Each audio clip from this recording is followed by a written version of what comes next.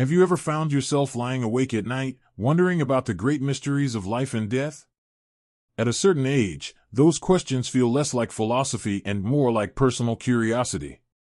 We begin to ask ourselves not only how long we'll live, but what comes after. And that's not something new. People have been asking those questions for thousands of years.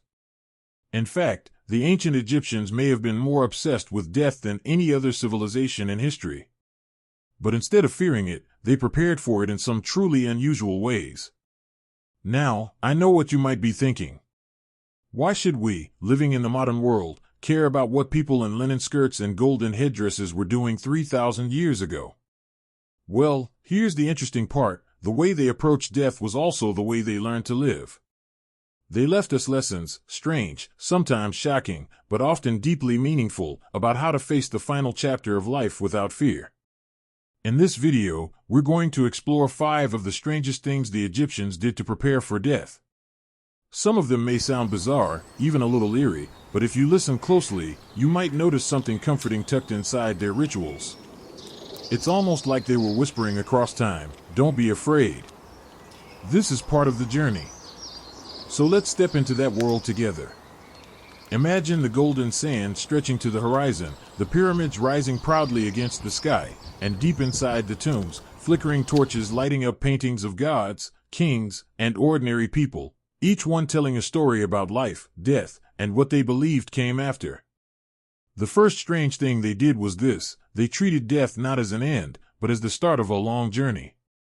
And they prepared for that journey the way you or I might pack for a vacation. They believed the soul needed food, clothes, furniture, even board games to enjoy in the afterlife. So, when someone important died, their tomb became a treasure chest filled with everything they might need. Archaeologists have found everything from loaves of bread baked thousands of years ago to jars of honey still edible today. Imagine that, honey, waiting patiently in the dark for over 3 millennia, as sweet and golden as the day it was sealed. For us, the thought of bringing supplies to the next life might sound strange, even unnecessary. But think about it for a moment. Isn't there something comforting about the idea of being so well cared for, even after your final breath? It tells us that the Egyptians saw death not as emptiness, but as continuity. In our own lives, that could mean preparing not just for an ending, but for the legacy we leave behind. Maybe it's not jars of honey or golden chairs, but letters to loved ones, a recipe book passed down, or even memories carefully shared with grandchildren.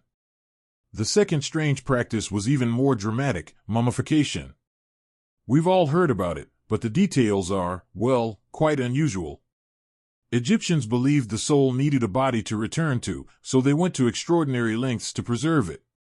The process could take 70 days. Organs were carefully removed, dried, and stored in special jars, while the body was wrapped in linen layer by layer, almost like a cocoon. To them, this wasn't just science, it was an act of love, a way of saying, "You will be remembered, and you will continue." Now, you and I probably don't plan on being mummified anytime soon. But think about the deeper message. The Egyptians cared about keeping the body safe because they valued the idea of wholeness. In our time, we might express that by treating our bodies with care, not just for today, but for the years still ahead. Eating well, staying active, listening to what our bodies need, those are our modern wrappings.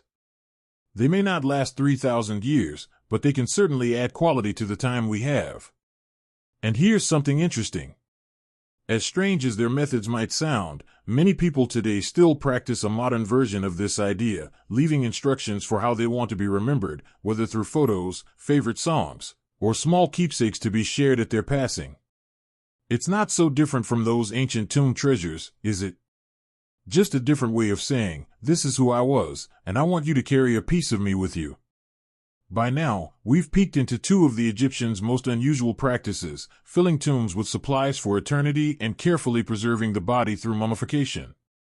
These rituals may feel far removed from our daily lives, but at their heart, they remind us of something deeply human. We all want to be prepared. We all want to be remembered.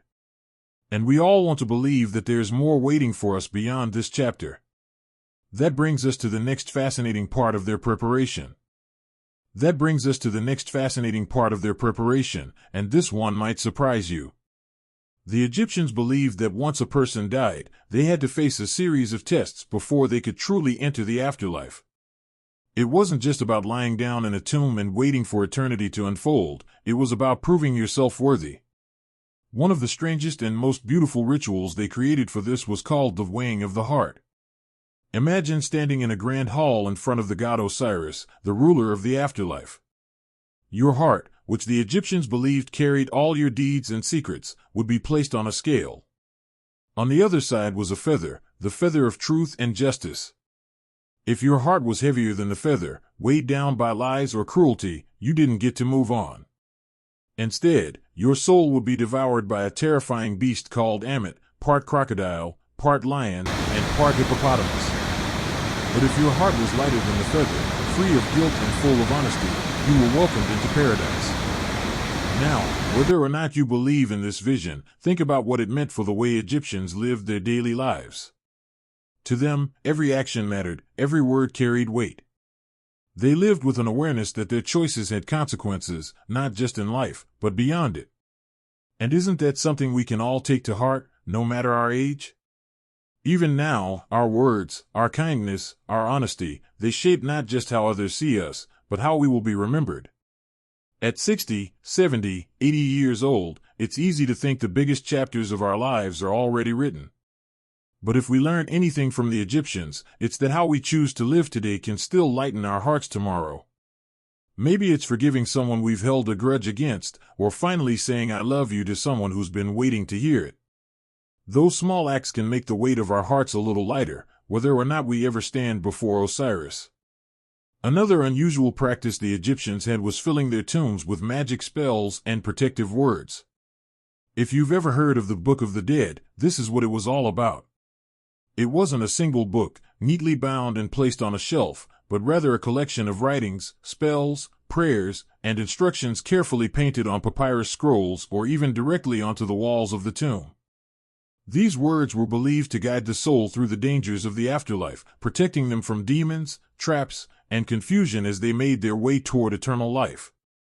Imagine it like this. You're about to take the most important trip of your life, and someone hands you a guidebook filled with all the shortcuts, passwords, and secret doors you'll need along the way. That's what the Book of the Dead was to the Egyptians. Strange as it sounds, there's something touching about this idea. They didn't want their loved ones wandering alone in the dark. They wanted them to be equipped, confident, and safe, no matter what lay ahead. In our own lives, maybe we don't have spells written on papyrus, but we do have the power of words to guide those we leave behind. Think about a journal filled with your stories, letters to your children or grandchildren, or even simple notes that remind your loved ones of who you were and what you valued most. Just as the Egyptians believed their words could carry someone through eternity, your words can carry comfort and guidance long after you're gone. There's also a wonderful lesson here about preparation.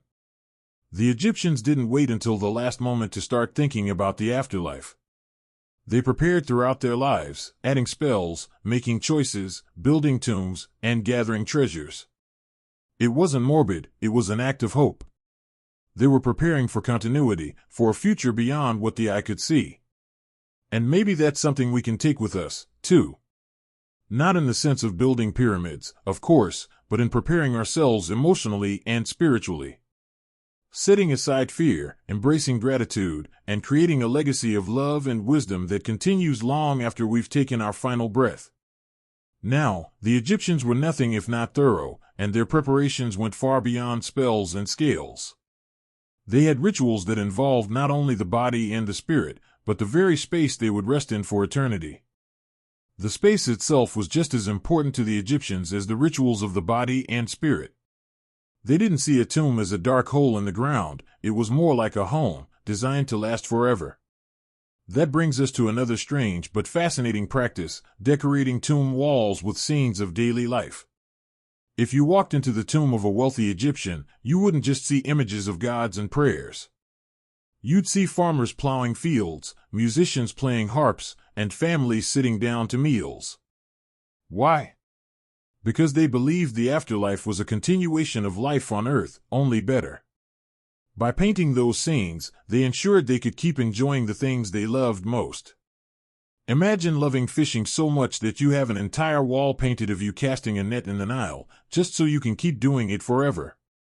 At first glance, it may seem odd. Why decorate eternity with the ordinary? But when you think about it, it makes sense. They were saying, these little joys, the laughter, the music, the food we share, this is what makes life worth living, and I want it with me always. Isn't that something we can relate to, even today? It's not the big monuments of our lives that we hold closest when we look back, it's the simple joys. The family dinners, the laughter with friends, the warm summer evenings. The Egyptians knew that, and in their own way, they made sure those moments lasted forever. That brings us to the final practice, and perhaps the strangest of all. Some Egyptians, especially the pharaohs, built their tombs not just as homes for the afterlife, but as giant puzzles to protect themselves for eternity. The Great Pyramid of Giza, for example, wasn't just a breathtaking structure, it was filled with hidden chambers, false passages, and secret traps meant to confuse grave robbers. They believed their treasures, their bodies, and their very souls needed protection from those who might disturb them. It may sound extreme, but there's a powerful message in this.